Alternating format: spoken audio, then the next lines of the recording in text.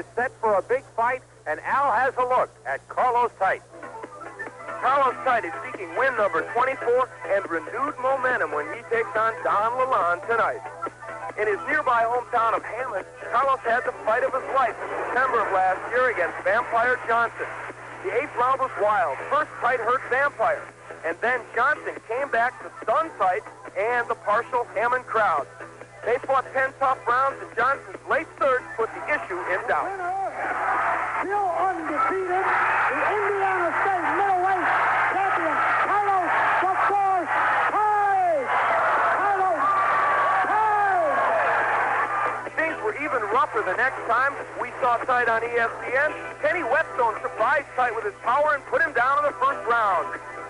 But the 26-year-old Tite is nothing if not gutty, and he hung in until the 10th when he put Whetstone down. The comeback wasn't quite enough. And Phil Newman scores it 5-4-1 for the winner by a majority decision, Whetstone. Tite was bitterly disappointed, but later avenged the loss, knocking Whetstone out in 7 to set the stage for tonight's fight against Donny Lalonde, the invader from Canada. Well, it's very important. Like I said, the last time I was on television, I got beat. I come back and I knocked Kenny out in the 7th round, and so this is my first trip back on TV, and I'm going to make sure that I don't disappoint a lot of people out there this time. What about Donny Lalonde? He is an opponent that many people feel might be the toughest guy you faced. Do you size it up that way? He'll be very tough. I don't know. I haven't fought him yet, so I can't say if he would be my toughest opponent. But as of right now, I'm going there with the intention that he is going to be, and I'm just going to take care of business, that's all. And the business in front of Carlos the Fourth Tite is Donny Lalonde, the Canadian light heavyweight champion. He won that championship last year. There you see him in the ring. He has got an impressive record of 17-1, 13 knockouts. He has dropped down from 175 pounds to 168. Al had a chance to talk with him earlier today about tonight's fight. While you probably have more boxing skills than Carlos Tite, you and he are not that far apart in terms of your approach to the sport. You both can punch. You both are aggressive fighters with good heart. Does that similarity, what does that mean for the fight tonight? It means it's going to be 100% or 200% effort. I think it's going to be, like they said in the paper down here, it's not going to be a fight, it's going to be a war, and it's going to be a war to the finish. I think both of us are going to give all we can, and I know that his isn't going to be enough, but it's going to be a good, tough fight. This fight is important to you because of exposure here in this country and all over, indeed. Is the idea tonight to win impressively and set yourself up for something more substantial in the near future? Definitely. My ultimate goal is to win a world title against Michael Spinks. We may fight for the super middleweight title first, which would be great to me, but at the same time, to make it worth that much more and to let everybody out there knows what's going on, it was essential that I got on ESPN to show everybody what we can do. You train in Indiana. You've trained with Marvin Johnson, the former champion, and you and Carlos Tite have a little history, in a sense, together. You've sparred with him. There aren't necessarily the best feelings between you two. Sometimes that's hype, but in this case, it may be true.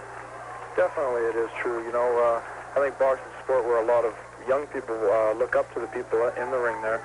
And Carlos, it's almost an insult to me the way he carries himself and represents the sport as he's such a cocky, arrogant, and bully type guy. And people are watching it like that. And how can their parents say, hey, I want you to be like him? Or how can the kids say, Daddy, I want to be like this guy? He doesn't project himself very well, and I think that it's important that people watching it are portrayed the right way for boxing. Donny Lalonde on the left, on the right, Carlos the Fourth Tite. You talk about cool. Donny Lalonde in the ring, bouncing around. In came Carlos Tite to the tune of Rocky, and Donny Lalonde went over and patted him on the head. Hey, there is some feeling in this Holiday Star Theater, and a lot of feeling between these two fighters. Lalonde and Tite, not necessarily friends, folks. We're set for the introductions. Let's go to Stu Goldner to get them. Ladies and gentlemen, the main event of the evening. 10 rounds of super middleweight boxing. Your referee, Mike DeFavis. In the red corner, weighing 169 pounds, wearing gold trunks, with a record of 17-1, third ranked and the Canadian light heavyweight champion from Winnipeg, Manitoba, Canada, the Golden Boy, Donny Lalonde.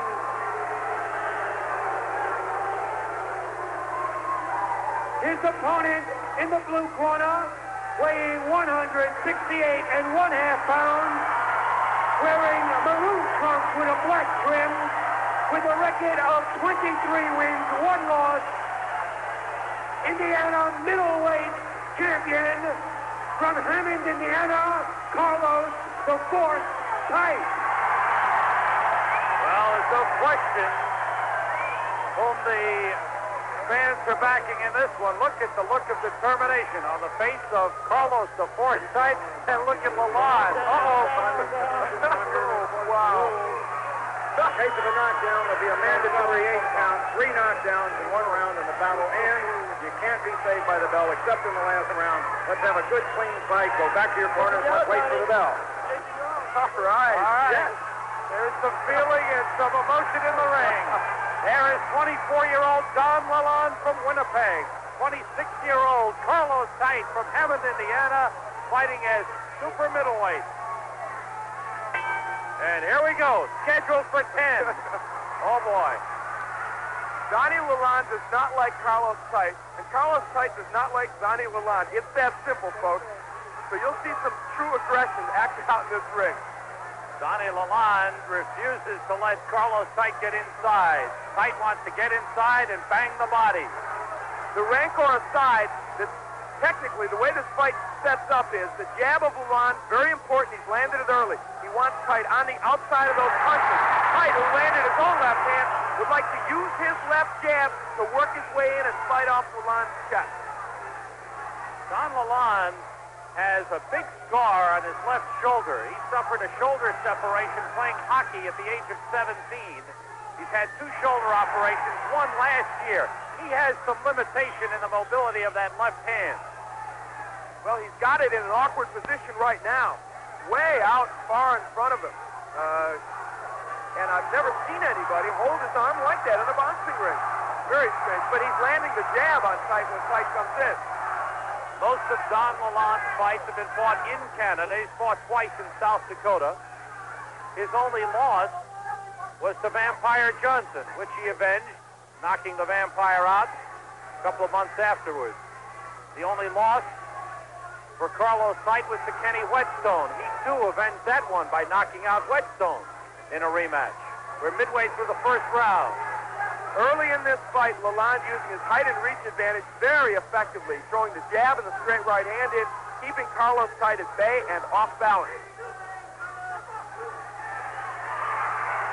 Now, you might ask, why would Donny Lalonde come down from light heavyweight? He is ranked number 3 in the world by the IBF among the light heavyweights, but he felt he needed the exposure here in the United States, wanted a national TV showing, and he's got it here, showing us an awkward style. He is awkward but effective is the way they describe him. He is a boxer, it's just that he's an awkward boxer. And another reason for him to come down to this weight is, if he wins here tonight, he may fight Murray Sutherland for the IBF super middleweight title. In fact, the winner of this fight is likely to get that. A very nice performance, I think, thus far in the first round by Carlos Tite. He has not let any of the mimicking and the walking by Lalonde face him, and he landed a big left hook. Lalonde says, I'm not hurt. There's 25 seconds to go in round 1. Tite has been very patient. Here's where the small ring comes into play. He's able to pull Lalonde around into those ropes. Final seconds of the first round. Our main event is scheduled for 10. Don't go away.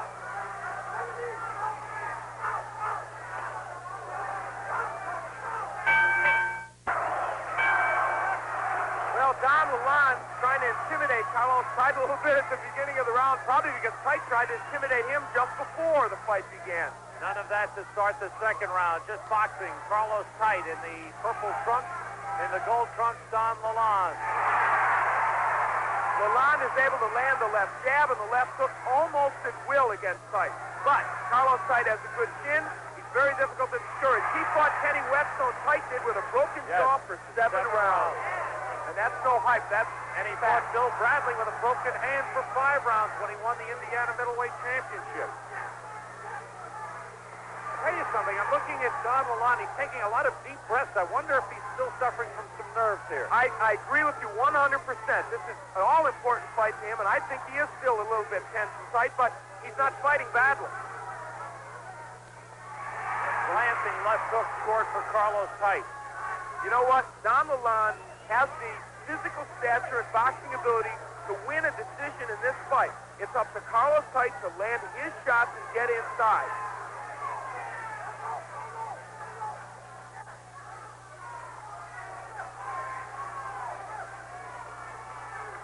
And this ring, which is a small one, doesn't hurt Tite. Good combination. Oh. He hurt Carlos Tite. Tite backs Tite's off. in trouble. And another good left scores for Lalonde. He's scoring all out. Oh. Tite is wobbling, and down he goes. And he is badly cut over the right eye. The count is 8. Tite is up at 9. He has a terrible cut. Lalonde now mimicking instead of getting down to business and trying to close the show. Tite is hurt again. He better punch. He better play. Tite is cut over both eyes. Carlos Tite in all kinds of trouble. This fight is almost over. This fight is seconds away from being over as Tite goes down again. That should not be a knockdown. It is ruled a knockdown. The count is 8. It's all over. Well, very strange goes on in that ring. Mike DeFavis stops it. A vicious cut over the right eye of Carlos Tite. He was clearly knocked down once. The second knockdown, a questionable one. But Tite was cut over both eyes. Bad one over the right eye, another one over the left. Donny Lalonde had predicted a second-round knockout. It happened. He said he would have fun in 1 and Tite would be through in 2. He told us that earlier. That's what happened. Let's look at it. You will see as you look at Carlos Tite. Here's the first knockdown. At this point, Carlos Tite was hurt with a counterpunch by Lalonde. The right and the left hurt him. Now, Lalonde landed some good shots on the rope. He put his punches together extremely well. Carlos Tite never been a good fighter off the ropes. And it's the problem, man. The uppercut. This is the punch that really hurt him. Look at those shots. And at this point, Carlos Tite in very bad shape. But watch this. Is this a knockdown? Let's take a look. Tite in all kinds of trouble, but it would appear that he's pushed on by Don Lalonde. Now here, Lalonde pushes him down. Yeah. Not a knockdown, which makes the stoppage of the fight controversial. Even though, as we look at it, even though it seems unlikely Carlos Tite was going to weather this storm. Well, I'll see say it this. again. He got up. Mike DeFavis, the referee, gave him a close look. He Yes, looked at he both did. cuts. There are Indeed. cuts over both eyes.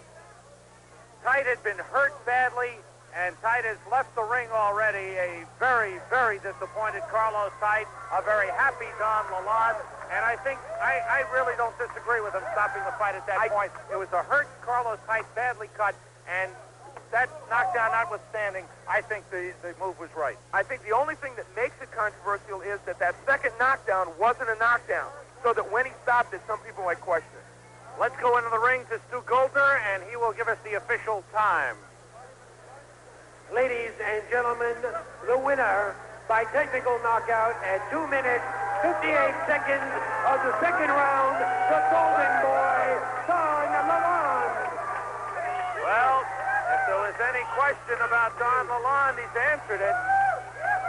Young man comes down, worked with Marvin Johnson and Freddie Minton, sparring the last several weeks here in Indiana, and he was ready for Carlos the Fourth Tite. He got loose in the second round, and he put an end to Carlos Tite in a hurry.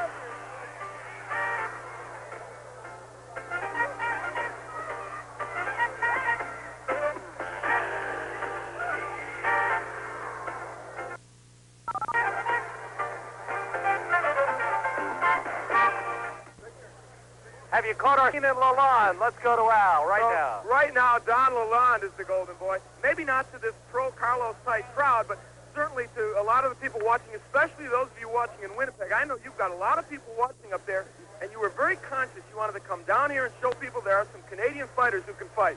That's right, exactly. Not only that can fight, but that can use her head in there and make the other guy miss. He was the brawler, and we were the boxer. First time Canada's showing the world that they can walk around obstacles instead of through them. You know, I was really happy. Hello, Winnipeg.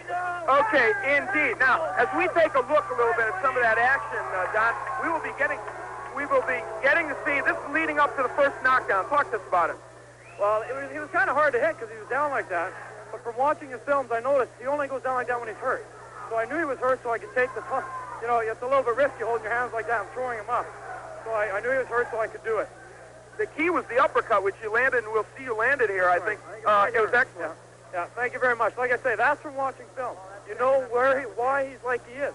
He was like that because he was hurt and he didn't know what to do. He was confused. All right, let's take a look at the second knockdown, which really, I don't know if it was a knockdown. He was very hurt. It looked like a push. No, he was just sort of hanging on me. I didn't really put a lot of force, but it was because I pushed him down. He was like hanging on, and you won't fall if you're hanging on. So I just figured, let go, and whatever happens, happens. You know, and he fell down. Speaking of force, one of the things you came up with prior to this fight, and we should say there was quite a battle going on in the press here in Indiana before this fight. Neither of these two fighters liked each other too much.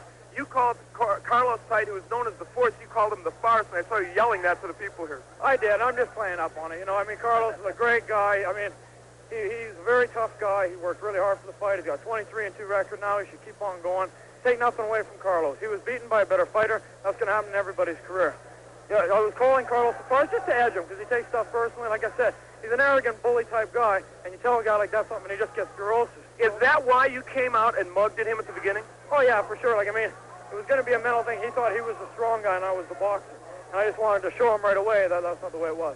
Down in that first round and in the second, even though you looked calm, there were a few moments where we saw you taking a very deep breath. I thought maybe you were still a little tense going into that second round. Not so much tense, but a little bit, not tired, but I mean breathing hard. Because you know, a lot of action in the first round, and I worked really hard. I wasn't nearly tired. But I told my trainer Pete that it's going to take me 2 or 3 rounds to break my win. Because it's been like 2 weeks since I've had hard sparring because of the traveling and stuff like that. I wanted to taper off right. I started training a bit too early for the fight. So I knew my win would take a while to break. That's all it was doing, just trying to break my win. I would like to say, Michael Spinks, I hope you're watching. Murray Sutherland, I hope you're watching.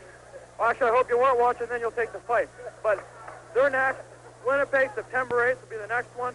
Murray Sutherland or defend my Canadian title. I'm going to keep busy until I get a world title shot. All right, Donny Lalonde may be a TV commentator because he just made the best segue in the world. This is Bob Arum, the president of Top Rank, and he talked about a possible fight with Murray Sutherland, the IBF super middleweight title holder. Indeed, is that in the offing? Yes, Murray Sutherland has a contract where he's going to Korea to fight Shung Pao Park to defend his title, and we've already opened up negotiations with the Sutherland people to have Donny challenge Murray Sutherland for the title sometime early this fall, and we hope to have that fight in Winnipeg, Manitoba, and we hope to have that fight on ESPN. Okay, we would love to see it. Let me ask you a question, Bob. We talked before, Sam's not too thrilled with it, we talked before the fight about the fact that Canadian fighters come in with a stigma. Lalonde, Don was very conscious of that. What about you as a promoter? Was there the sense that he had to prove himself here before you could even give him a good shot? I never heard about Canadian fighters having a stigma. I go back to George Chuvalo and Clyde Gray. I mean, they were fine fighters up there. Nicky Filano is a good fighter, Gaten Hart. I mean, on and on. I mean, it's just a bum rap. If you don't know a kid and you bring him down and he doesn't pan out, well, the promoter is to blame, but there's some very, very good fighters in Canada. There really are, Al. Well, I believe you after tonight. Don, let me just ask you about Sutherland now. If indeed you get into the ring with Murray Sutherland, off what you've seen of him, what can you do with him? Oh, I think I'd fight him like Thomas Hearns fought him. I had an exhibition with Hearns. I know the way he fights, and it was very effective. Just the way he stayed away from him. Murray's a very crafty guy. I wouldn't try to bang with him like I did Carlos. Stand back, box him. It's like 12 rounds. I can do that, no problem. And I can stay away from Murray and just outbox him. I'm not going to knock him out in 2 or anything like that. It'll be a 12-round win, and I'm going to win the world title when I do it. I would like to thank Mr. Bob Arum and all his associates, Mr. Bruce Trampler, Pete Susan, all the people down the line who have given me this shot. I've been wanting it for a long time. All right, we talk about Murray Sutherland, super middleweight. You are, however, by trade, a light heavyweight. Do you still have aspirations of then moving up and maybe challenging for the light heavyweight title? Definitely. I would like to win the super middleweight title first, hang on to it, defend it for a while, and let my body grow into a light heavyweight. I think I am light heavyweight what I want to be, but this new diet I've been on and getting down to 69, I think helped me out a lot. I felt a lot faster tonight. Well, Carlos Tite thinks that Donny Lalonde was a lot faster tonight. He put an end to Carlos Tite before a pro-Carlos Tite crowd. Let's go back to Sam Rosen at ringside. Thanks, Al, and congratulations to the Golden Boy. Don Lalonde, he comes in to